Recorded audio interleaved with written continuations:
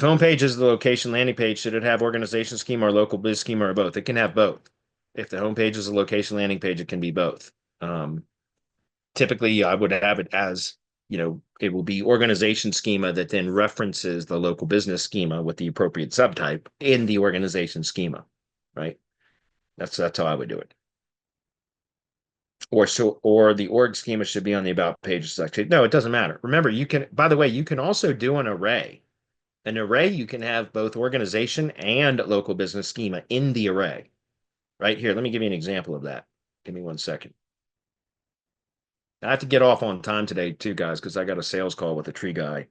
So at 5 p.m. So I definitely have to be off probably 2 minutes before the top of the hour. All right, so this is what I'm talking about. What was the question again? I just lost my train of thought.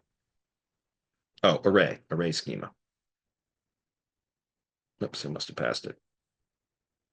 Right here. This is what shit. Of course, it's not in a good spot. Anyways, an array would be something like this, where you can actually have organization and the specific, local business subtype or local business or whatever the most specific subtype is.